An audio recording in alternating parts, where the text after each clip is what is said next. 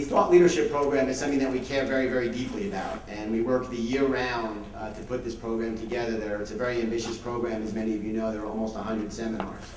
And we try very, very hard to reinvent this completely each year.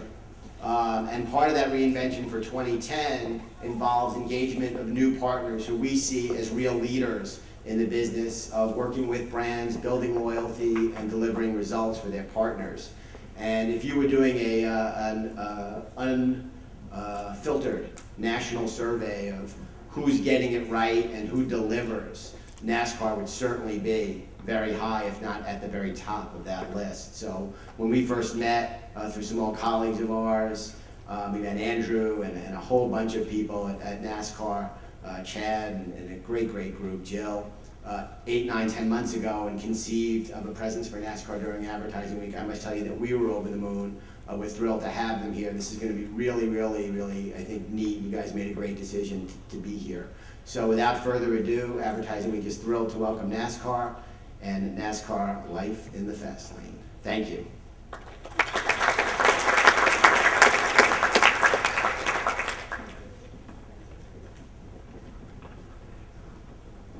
Good morning and welcome. Thanks for joining us this morning. I'm Mike Joy. I am the anchor for Fox Television's NASCAR coverage for the decade that they've been involved in the sport. And like most of the folks on the panel, I've spent my whole life in this sport, and there is nothing like it. Let me introduce our panel to you. At the far end of the stage is a gentleman best known for winning the Daytona 500, the sport's signature event, not once but twice. He has since transitioned into the car owner's role and fields a two-car team in NASCAR's Premier Series, the Sprint Cup Series. And he occasionally dusts off his helmet, as he'll do later this month at Talladega, and take another run at the boys in the fast lane. Please welcome from Owensboro, Kentucky, Michael Waltrip. So Michael will be talking to us mainly about the team ownership side of NASCAR and the opportunities, perils, and pitfalls that are presented there. In the middle of the panel, John Amon is a Vice President of Strategic Sponsorships for Nationwide Insurance. A couple of years ago, Nationwide replaced 25-year sponsor Busch Beer as title sponsor of NASCAR's second-tier series, now the NASCAR Nationwide Series. So John, welcome this morning. John, thank you. Our third panelist, to many of you, needs no introduction, because on the high-flying world of motocross, he is named by his peers and by everybody around the sport as simply the greatest of all time. 15 AMA Pro Championships, 150 feature event wins, and then he hung up his helmet and came over to the four-wheel side. He's a regular in the Camping World Truck Series, and he's going to join the Nationwide Series this week in Kansas. Ricky Carmichael.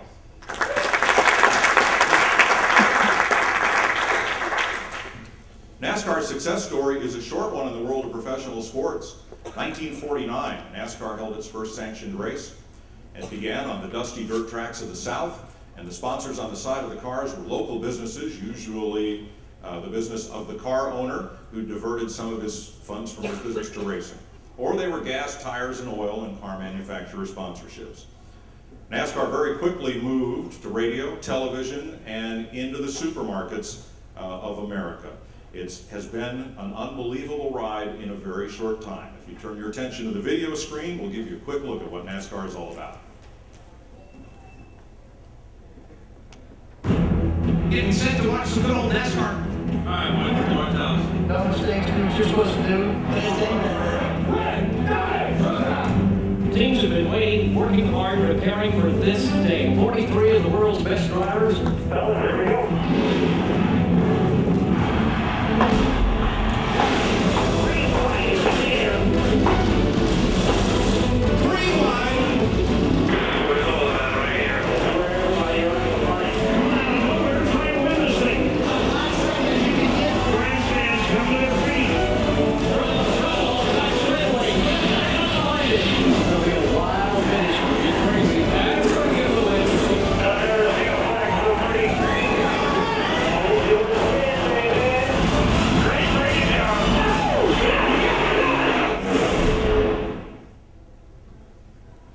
Exhale.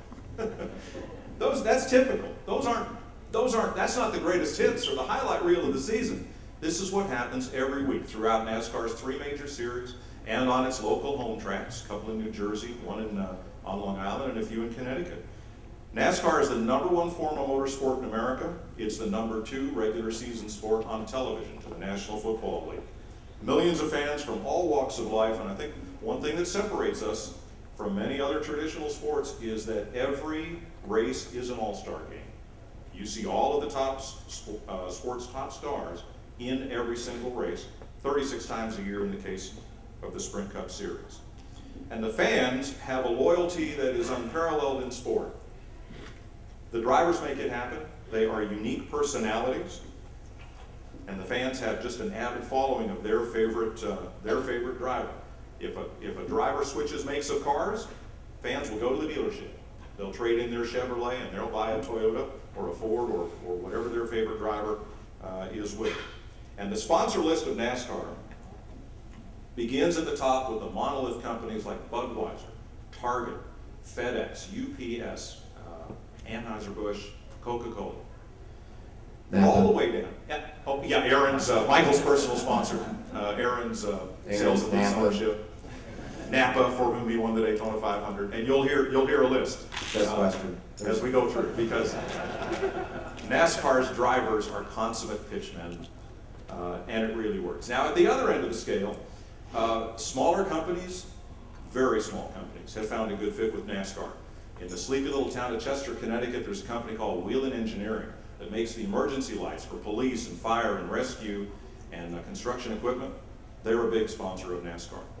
And broadcast favorite Boudreaux's Butt Paste from Louisiana sponsors a car in the Nationwide Series. It's diaper rash cream.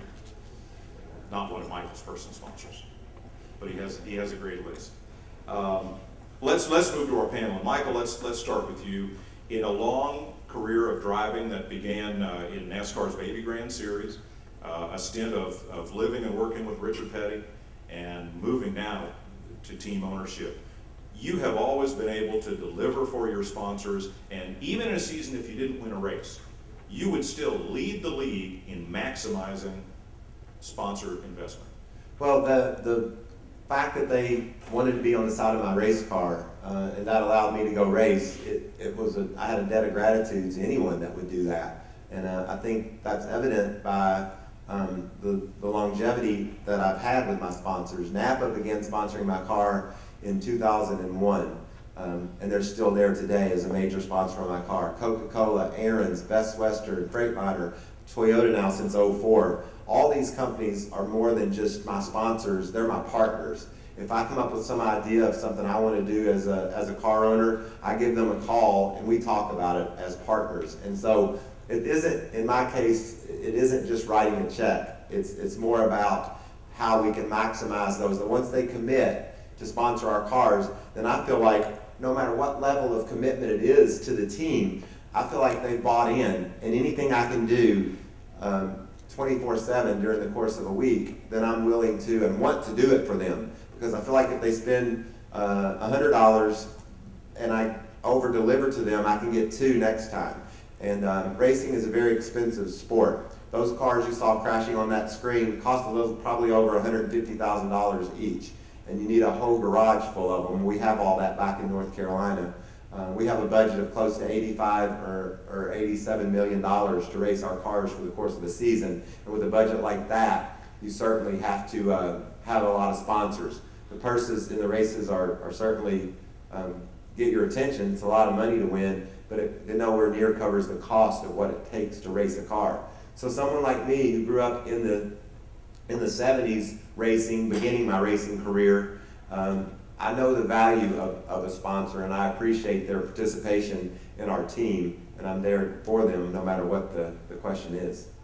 You've had a wide range of sponsors on your cars, from motor oil to lemonade, and just about everything. Give folks an idea of the companies that are involved with the 230 employees of Michael Waltrip Racing. Well, I've mentioned all of them, and I tend to do that. I don't know. Sometimes I say sponsors over and over again, but Toyota is the cornerstone of Michael Waltrip Racing. We race 3 cars in the Cup Series, and Toyota's the cars that we race.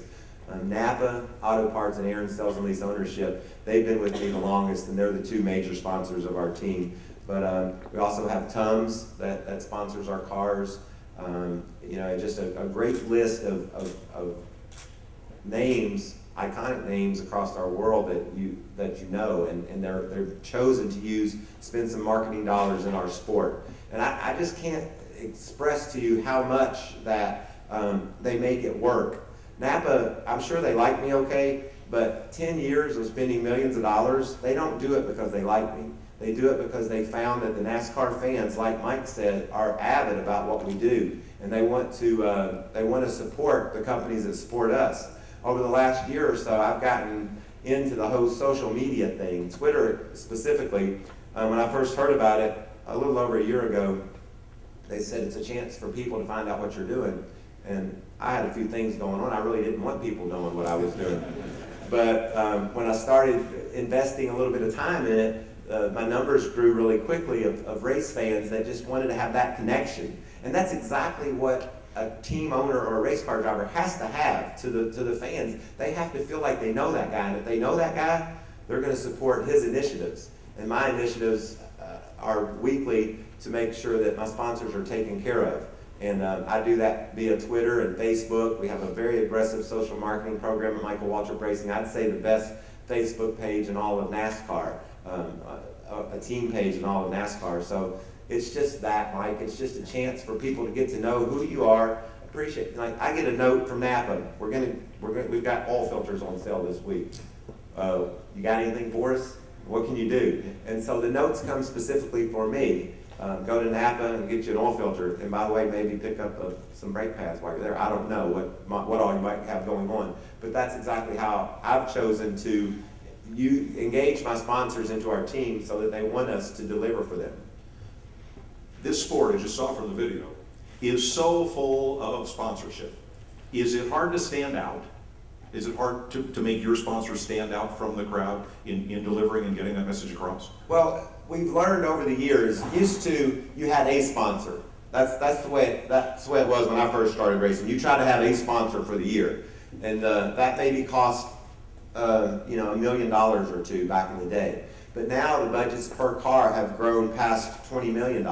So teams began to figure out that one company might want 10 races, another company might want 5 or 6. So it's more difficult now, I think, than ever to make sure those companies stand out. But if you're able to accomplish that, then that sets you ahead and above the rest. And I think that's all of our goals. Like I said, whether someone spends $100 in the sport or $1 million in the sport, they're in. That means they have a conduit to all of what Michael Waltrip Racing is about and all of what NASCAR is about. And so you just have to make sure that you understand that just because one spends a little more than the other, that doesn't mean that the one that spends less gets less attention. You know, it's like kids. You have one and you think you couldn't love anything better in the whole world. I'm comparing my sponsors to kids, so if y'all wouldn't write this down, I'd appreciate it. I'm just making a point. But then you get another one and you love it too. And so that's what sponsorships are like in our sport. You got to take care of them all. And you can't just be the guy that stands up and says, I want to thank and be done with it. You got to be innovative. You got to figure out a way to spread your message. The best way to spread it is by winning. But like Mike said, I raced a lot of races, and a lot of those seasons I didn't win, but I still was focused on delivering to my partners the value that they signed up for. They would rather me win, maybe, and not do that, but you can't win them all. So I made sure that the win was a bonus, and they knew that they were going to get coverage and appreciation from me, whether I won or not. How much of your sponsors' efforts would you say go toward marketing to the public, to the fan? And what percentage goes toward marketing to the key clients they bring to the races and establishing business-to-business relationships at the races? Well, business-to-business relationships at Michael Waltrip Racing, that's my passion. I love the fact that we can bring Toyota, New Balance, Tums, Aaron's, all those folks and set them in a room and don't write this down either, but it's all, you think it's like a pyramid scheme almost. Those aren't legal, but you get everybody together and you just talk about how you can drive your business. what errands can do that might, like a great example was Domino's Pizza sponsored us a few years back. They went to one of our other sponsors, Best Western, and they said, we want to put Domino's Pizza logos on your cart, on your door keys, so that people see that, maybe go buy pizza. And we helped form that relationship. And that just made us, that made Ty Norris, everybody that worked at our shop say, wow, this is a perfect example of how we can help our partners drive business. And now there are many, many more examples of that. And every 6 months, we get together with all of our partners and do just that. I'd say it's 50-50, Mike. I think the sponsors want to entertain customers and they want to entertain their employees at the races. But I've been real fortunate. The reason why people know about me more so than maybe what I've done on the track is because of the fact that my sponsors have always made commercials. They wanted to engage the fans through TV commercials, and I was the fortunate guy that was standing there and got to make them. All right, let me turn to John Amon with Nationwide Insurance, which replaced Busch Beer as sponsor of NASCAR's #2 series. I remember 15, 20 years ago, NASCAR made a big run at car insurance companies and said, we'd really like to have you part of our sport. Well, you saw the video. Cars crash on the racetrack. And a lot of insurance companies, in fact, back then all the insurance companies felt that wasn't a very good fit. What changed and what brought you to NASCAR? I think you're illustrating exactly the argument that we had to make 4 years ago when we wanted to get into the sport, and we were walking it around to our executives. Is we on the positive side would say there's 75 million fans. If we go in and sponsor the series, we can have business relationships with all the teams, talk to them, figure out how we can help expand their business if there are ways. But on that negative side of the ledger was, hey, but don't those cars go fast and run into each other? And we had to get to a point, well, yes, but we can use that as a metaphor about what we do every day. People unfortunately have accidents every day, and we put those cars that they have back in the condition they were before that accident, or we replace them. And that's what happens with Michael and his cars. He doesn't want to run too many of them into a wall, but when it happens, he's got to put it back together. So we looked at it as your opening statement said, 75 million fans. This is the #1 motorsport in the country. It's the #2 sport on TV. The Nationwide Series is the #2 motorsport there is. We're fortunate. We're seeing some bump up in ratings over the last couple of years, so more and more people are paying attention to this series. And that is why we thought it was a good place to go. And how's it going? So in Alaska, it's going well. What we need to do in our business is first see that the fan becomes more aware of us and will consider us more than they did before. So we've seen a 50% increase in unaided awareness with the race car fan, with the NASCAR fan in particular. That's huge, because to get people to buy us, they first have to know of us. And we've also moved consideration significantly. And as we fall through what we call our purchase funnel, we end up seeing more people give us their contact information, and more people complete quotes and become policyholders to the point where we're at least a year ahead of what our return on investment stated we needed to be from a break-even standpoint. So we turned that corner beginning of this year. We were planning on turning it beginning of the 4th year. So it's working out very well for us in that regard. One thing I've seen that's interesting, just anecdotal evidence, since you've become involved in the sport, now it seems that all of your agents' personal cars are wrapped like those. They look like race cars out on the street. Is that coincidence or not? I'm not sure that's coincidence. Okay. I think I was getting phone calls asking for permission to do that within hours of the announcement, saying, is it possible to wrap my car? And we have a show car program where we wrap a couple cars and travel them around the country, about 400 event days a year. And our agents are the ones that are subscribing to that program. They see that car roll into their neighborhood event, and they say, I'd like to keep some element of this here, so they go out and wrap their own car and make it present in their neighborhood. Neat. Ricky, after the greatest career anybody's ever had on 2 wheels, you hung up your motocross helmet and came to NASCAR. What brought you here specifically? Well, grew up racing against Clint Boyer in motorcycle racing, and I got hurt in 2004 and had to have my left ACL repaired. So I missed the Supercross season that year, and I went down to the Daytona 500, and man, was that an experience.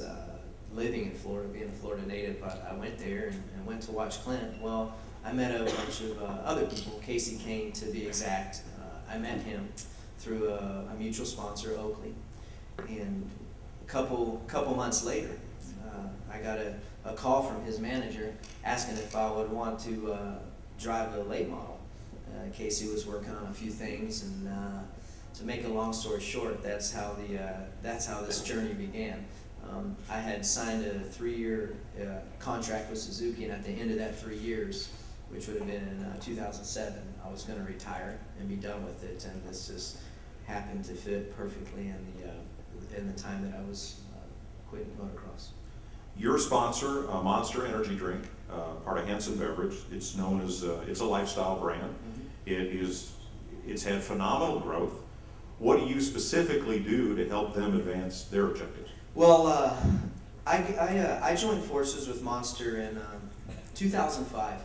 They were just coming into the motocross industry, actually just building their brand. As you said, they're a very young brand and doing very good for themselves. And I met the main people in charge, and just started the relationship there. And through my whole career of motorcycle racing, I've always been a very loyal person to my sponsors and wanted to do the best for them, kind of like Michael. You know, I have that bond with them, and I'm a personable person.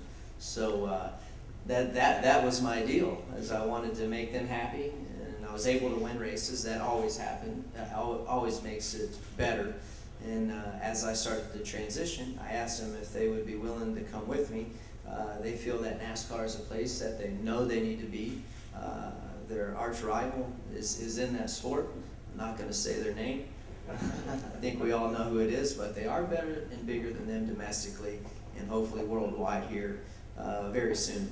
But so they said yes, and here we are. And for us, it's a very good bond and a very good relationship that we have. Like you said, it's a lifestyle brand. And for me, I feel that I am branded to them. When you think of, Ricky Carmichael, you think of Monster Energy. And I think any sponsor that I've had in motorcycle racing, when you think of my name, you associate me with that brand. And I try to do that for every single sponsorship that I have, and I think that it's very important. So what types of activities do you do for Monster? And let's kind of compare that with some of the things that Michael does for his sponsors. We do a lot of Twitter, like he said. I think we have a good time with Twitter. The fans love it. Like you said, they have that connection, and I think that's the next deal, is making your fans feel like they're a part of you and being with you, telling them what's going on, and hey, check out this new Monster flavor that's coming out, and stuff like that. Another thing I will say that is cool about NASCAR, which I think has a lot of value to sponsors compared to motorcycle racing, is the fans are very, very loyal. Motorcycle racing, if you weren't really in the top 2 or 3, you really, you were kind of forgotten about, which is a shame because there's a lot of great talent out there. Where NASCAR racing, I mean, I led my first lap ever in NASCAR this weekend in Vegas, and so. I haven't won races, but I still feel that I'm very fortunate to have a lot of fans and a good following. So that's what that's my approach. I try to make them feel as one. So you're doing commercials, you're doing personal appearances. I understand now there is an apparel chain called Lids, which deals mainly in caps, and that in the last reporting period, for the first time ever, a non-baseball cap was their #1 seller. Now, of course, a Yankees cap, no matter who your favorite Yankee is, that's the cap you wear. There's only one cap. There's 25 people on the New York Yankees. Your cap was the #1 seller in the most recent reporting period over all team caps. Yeah, absolutely. Something I'm very proud of. We all know at Lids how many hats they have and how many teams and logos are on those hats. So for Monster's brand and my likeness on there to be a #1 seller, that's pretty neat. pretty neat, and it's just a testament to our hard work and NASCAR's hard work and all the TV time that we get, and making myself and the Monster brand recognizable. I think it's pretty neat, and as for as young as I am in this sport, I think I've been able to definitely over-deliver. That's always my job, and like Michael said, if you could win, that's just an added bonus. So it's something that I never dreamed of, but I just... Sorry, it's my Sprint phone. Sorry about We that. do have the NASCAR Sprint Cup Series. So But for where I'm at, in NASCAR and making the transition, I really have to appeal to the fans and make my sponsor proud, since I'm not winning races yet. So I really try to over-deliver in that aspect. Get as much TV time, and this guy's blowing up here. yeah. He's a popular guy. Well, they spent a lot of money. So they do. But that's my whole deal, and it always helps to have a good sponsor. And another thing that I think is good on my behalf is I can... Oh, for crying out loud. I'm going to kill this. Yeah, that might be timely. I'm able to do a lot of cross promoting, through what I was able to accomplish in motorcycle racing, to what I'm able to do now in NASCAR racing. I feel that I've been able to bring a lot of fans from the motorcycle world to NASCAR and have a good following, which I think, for me, is a great marketing tool. And I try to use that to my advantage, and at the end of the day, I enjoy to do it just like Michael does. I think some of it has to do with the way that we were raised. We're very personable people, and we always want to overachieve, and that's what I try to do. Let's talk a little about the challenge of marketing to the urban consumer. There's a lot of cars in New York City. They're mostly all yellow. They have numbers on them, but the number's on a medallion. It's not a big, 2-foot-tall number on the side. So how are we doing at reaching the fan in the city, as opposed to the fellow who's maybe he's got a Camry back home, Michael, or he's got a Tundra, and he's much more of a driver than the folks are in the big urban areas. I just think it's really important to try to be innovative, and like we've talked about already, social marketing, that media network gives you the opportunity to do that and reach people that you wouldn't have reached otherwise. And then also we have to be innovative with how we focus our team's marketing dollars, how we're going to try to take our sponsors and put them in places they haven't been before. And I do that pretty regularly. I'll just, if there's a Napa store anywhere around and I'm going somewhere, sometimes I'll walk in there and just say hi, and they'll look at me kind of funny and compare me to my stand-up over in the corner and say, that's you, and that's important. I think you're not going to win the battle of winning over urban America overnight. It's going to take a long time, and we believe that the youth initiative that we are certainly very supportive of and trying to drive is an important part of that. We think Ricky being in NASCAR helps to bring more attention to our sport. So, we are all in this together. Our goal is to grow our teams individually, but we can use each other to accomplish that. And NASCAR is certainly a great supporter and partner of ours, because they want to see the same things happen as well. So innovation, youth, and extreme sports, different sports like Ricky is involved in, all those things can help us make a connection to people that you might not think as typical NASCAR fans. And what I love, I Twittered this the other day. I got a haircut in Vegas, and the dude that cut my hair could barely speak English, and but he said, "You Daytona 500 man." And if you can speak English, I usually get, "You haven't won many races." So I kind of find a connection with that world. I might try to move into it, but honestly, I'll tell you a quick story. When I was a kid, growing up in Kentucky, I used to get in the car with my mom and dad, and we would drive, 1 hour from Owensboro, Kentucky, to be able to sit on the side of the road and listen to the NASCAR races. That was 1975. It wasn't on TV. Obviously, the internet, Al Gore hadn't invented that yet. So there was very little way to get information about the sport that I love so much. And so when I was 12, I had a brother racing, and that's why we took the time to do that, and that's why it became a passion of mine. Nowadays, that's how young our sport is. Nowadays, kids in the city or all over the world can click on NASCAR.com and learn about our sport. They can turn on Speed in the morning and watch racing coverage all day long.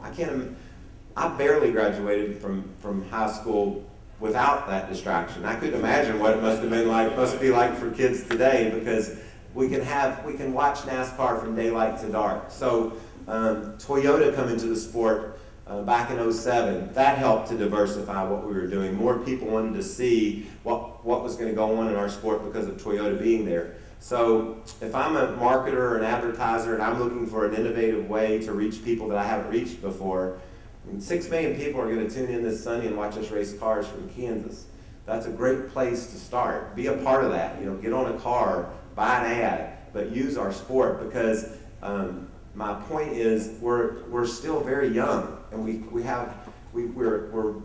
the second largest sport in America, but we have so much potential for growth, and we've got so many more places that we can connect to that we haven't even touched yet. And that's what I challenge the folks at Michael Waltrip Racing to do every day, is just try to figure out a way to be different so that we can reach more and different people.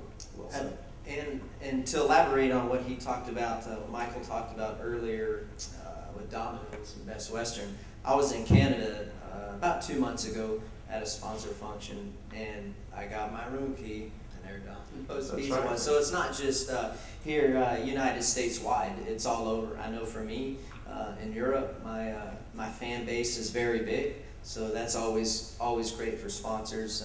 One thing cool about NASCAR that I think has is one of their strong points of many for sponsors is we are very accessible. You can't go to a basketball game and meet somebody like Michael or Jimmy Johnson or someone like that. It ain't gonna happen, you know. Where NASCAR, I mean, you can walk through the garage. I mean, you know, kings and legends of the sports cars are right there. It just isn't gonna happen. And you know, they can see your logo there, and you could perhaps get an autograph if the day's going good and everything as well. And I think that's all added value. It really is. I think that's one cool thing. If I was sponsoring a car, I mean, you can get up there and you feel like you're a part of it. So just, you know, a great added bonus about it. And that extends to the fan experience at home. Pick a pitcher, if he serves up a gopher ball and a hitter knocks it out of the park, you don't get to hear from either of them until you watch it on the sports very late at night or read the paper the next morning. But if Michael wins, or Ricky wins, or if somebody turns him over, one of our people is going to be right there with a microphone to bring that experience home to the fan, and you don't get that in any other sport. No, I think what's happening also is the partners in the sport are working hard beyond Michael and all the other owners and drivers, but ESPN's working hard, Fox is working very hard, Turner is working hard on all their properties to try to bring this sport into places where it hasn't been before. The social media pieces are important. Nationwide looks at it from a sponsorship standpoint. What Michael was just talking about is that we can bring people to races, and they can meet drivers, they can meet owners, they can stand on pit road next to these cars as they're being fired up. They can stand on the track while drivers are being introduced. They can stand behind the introduction stage and get autographs less than an hour before they're going to go out and do their craft. There isn't another sport where you can get that close to household names and talk to them and get their autographs, and we can do that with people that we're trying to do business with also. So it's a important to us as a sponsor to be able to do that. And then, like, we did the truck race from Vegas Saturday night, and under caution, we go right into the guy leading the race's truck and say, how's it going? What's your strategy for the end? And that's part of our job. People say all the time, you know, how do you focus? It's what you've done. It's what you've always done. You sign autographs and you smile and you take pictures, and eventually they'll let you in your car and you put up your net and leave all that outside. But until you get in there and do that, you know, you're the property of the sports, not just your individual sponsors, but of the sports. And the sooner you learn that, and the sooner you act like that's fun, even if it isn't, then the better off you'll be. Some people don't get it, and I'll never understand that. But you know, it's part of it. It's like paying toll. That's your toll, and then you get to do what you love to do. I've never seen a sport, you know, being at the top level of motorcycle racing, I've never seen a sport work so hard for pleasing their sponsor, because, you know, and trying to give them time and TV time. It's so amazing and so neat to see, and so rewarding. You know, just like you said, when you're interviewing us in car, I mean, they're showing us riding around, and there's your logo, there's your brand, riding around. I've never seen a sport really try to please their sponsor like NASCAR does, and I think it goes back to what Michael was saying earlier. We're all in this to help each other, and we're all on the same page. We know we have to please everybody. We all go, most of us go above and beyond the call of duty to do that, because we take pride in what we do and we know how important it is. And I've never seen a sport do, you know, try to help the sponsors as much as NASCAR. So it's pretty neat to see. And one of the interesting challenges I think NASCAR faces when it's on air, if you're watching a team sport, you know exactly where the action has to be. You know, whether you're lining up at the line of scrimmage, or the pitch is being made, or whoever's got the ball in their hand, the basketball court, whatever.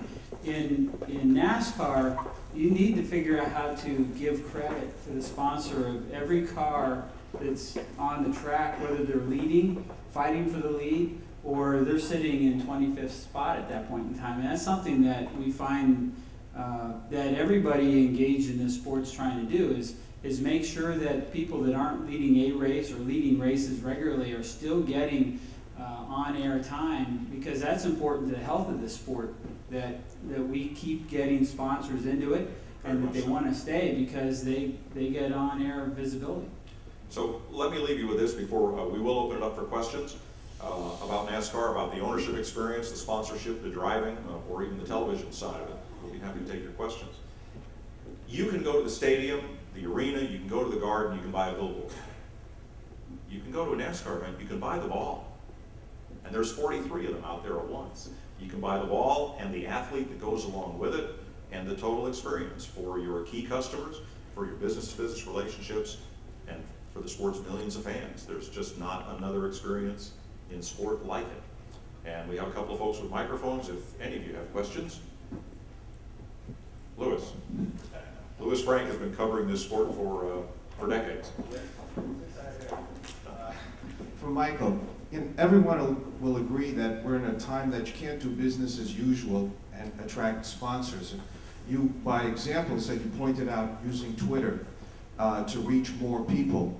Big team, the biggest team like Hendricks, with a 4-time champion like Jeff Gordon, doesn't have full sponsorship for him next year. Where will the money be coming from in the future, and does NASCAR need to change something to attract more viewership and attendance?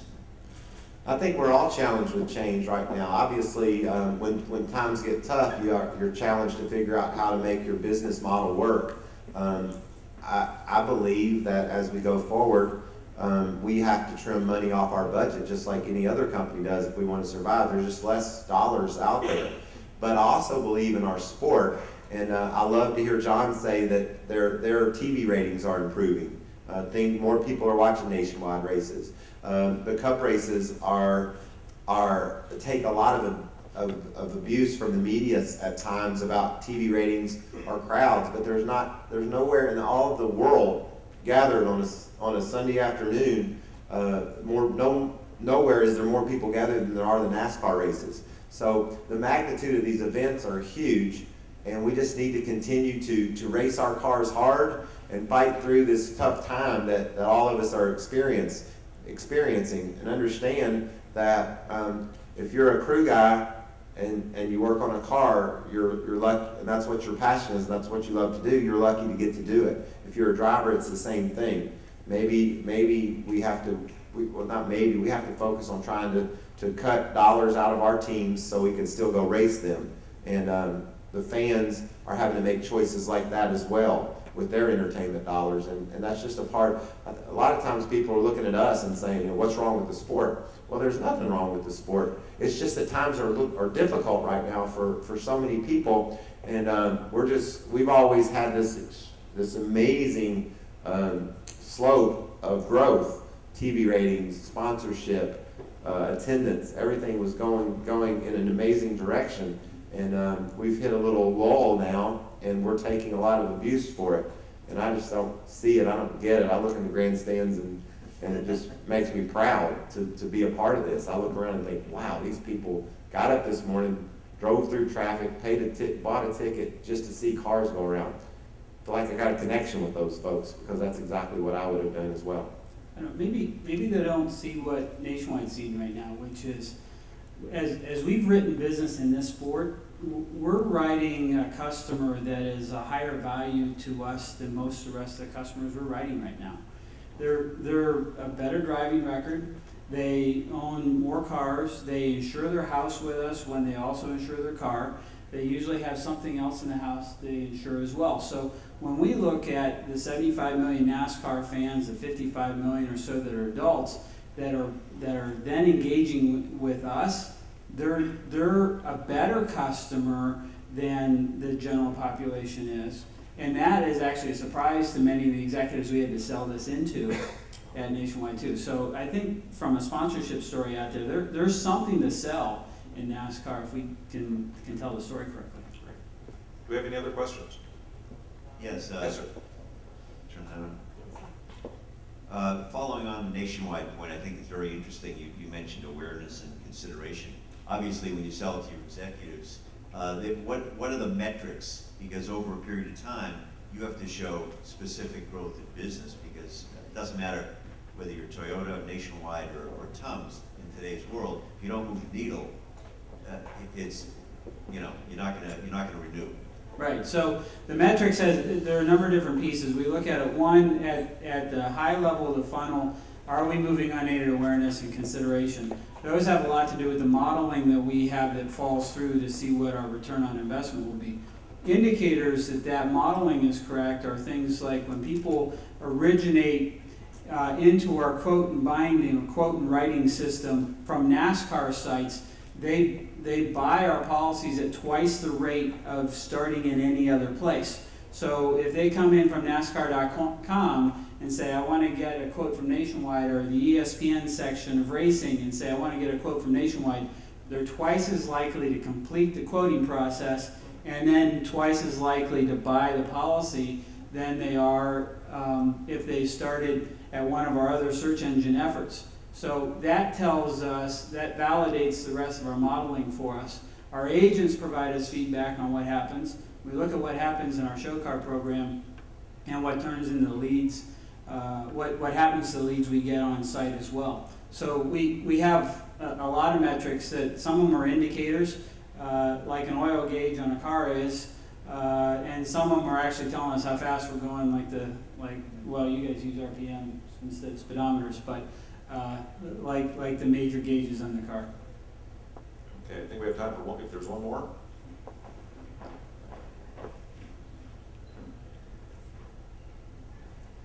All this information will be out in a hardcover book in January. Do you have a title yet? I think it's going to be In the Blink of an Eye. The Blink of an Eye. It's by Hyperion, and it's about the 10th anniversary. It's basically about the 10th anniversary of the Daytona 500 that I won and Dale Earnhardt got killed in. And then some more stuff. Sir? NASCAR fans and other fans are used to seeing logos all over the uniforms and on the cars, and now we're starting to see a little bit. Major League Soccer is doing that. The WNBA is putting jersey front sponsors.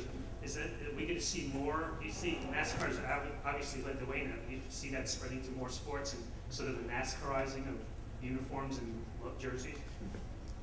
Well, sure, because all sports right now are looking for revenue in this new economy, and in Europe, it's been quite common among soccer teams to be sponsored.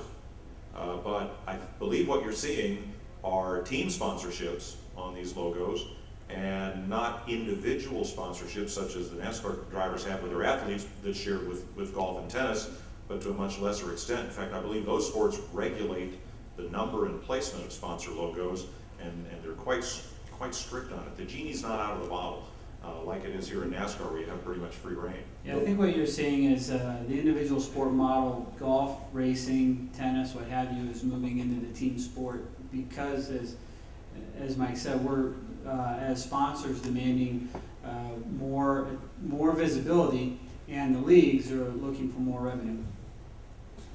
And I love the fact that we're getting credit for that NASCArizing of some teams in the world, because we get it, we need it, and those guys are beginning to have that, like Mike said, because of the new economy, those people are beginning to have to look at every dollar that they can turn as well. So the whole world's changing, and I think that's good for the fans, for sure, because they're going to get more value for what they spend at the races.